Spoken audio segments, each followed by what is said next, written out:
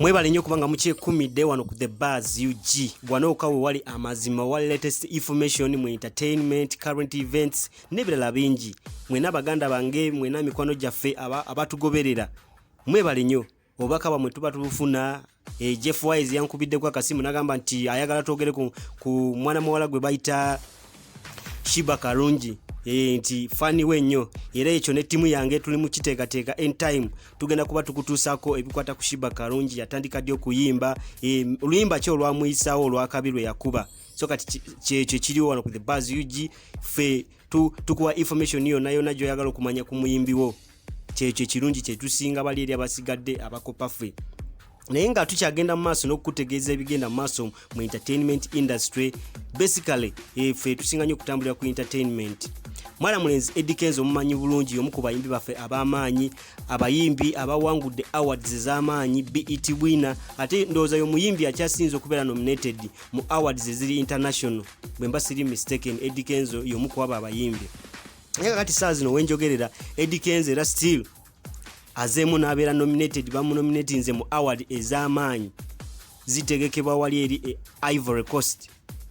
Eddy Kenzo no mukimanyi nti nga quarantine yawo yakatandika yali Ivory Coast, yali agenze ku performance, yalina music tour, naye ate quarantine bagenda okugalawo lockdown era yamusanga eri mu Ivory Coast n'abeereeyo era natandika okukuba muziki n'abamu ku bayimbi abasangibwa Ivory Coast.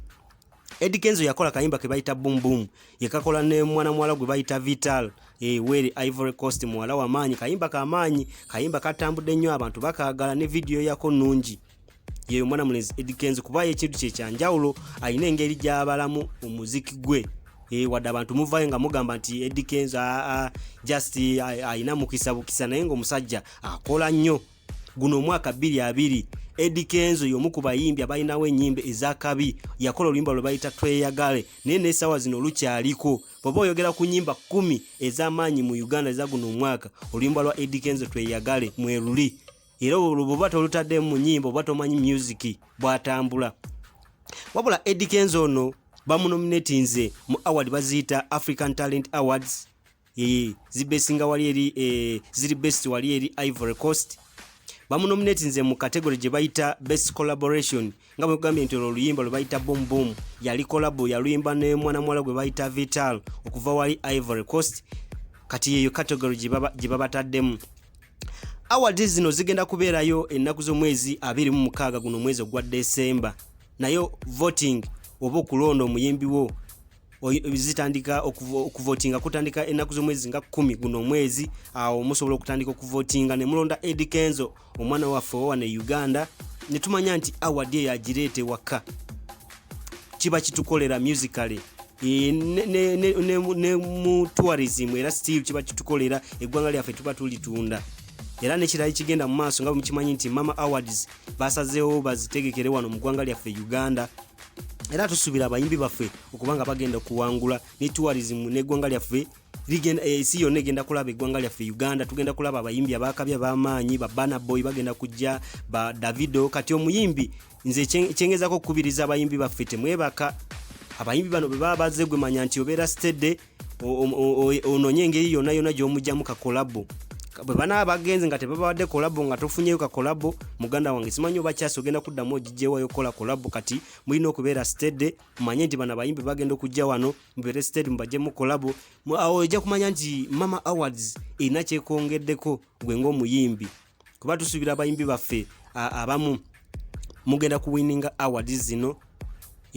Zino awards zino, omulamwa gwa zino awards ziri ku bantu abavuka bato okubayinga reginga, okumanya nti abavuka abakoze guno omwaka okuva 2019 mpaka 2020 mu kano ka period abasobodde okuteekawo omuziki gw'amaanyi. Kyekyo muganda wange tekiri nti ate oli legend yaliwo, kiri kwani aliko kati tusuubira nti abantu nga Spice Diana, Shiba Karungi, Thick Fameka bebamu ku bantu abalilayikira okuwangula mu zino awards, Mama Awards. Awards z'amaanyi era mwalaba emabega kwawo Kenya yazitegekako, South Africa nawo ne bategeka, ne Nigeria naffe Uganda. Ku luno akakisa kakuteffe. Kati tulina okumanya nti ekyo kintu kiba ky'amaanyi naddala mu entertainment industry, kiraga nti tulina gye tulaga entertainment ekula. so kakati kyekyo mumanye nti mulondo omwana waffe Eddy Kenzo mwezo awards mweyo category gye bamutaddemu ya best collaboration award yasobola okuba nga agireete waka kijja kuba kitukolera.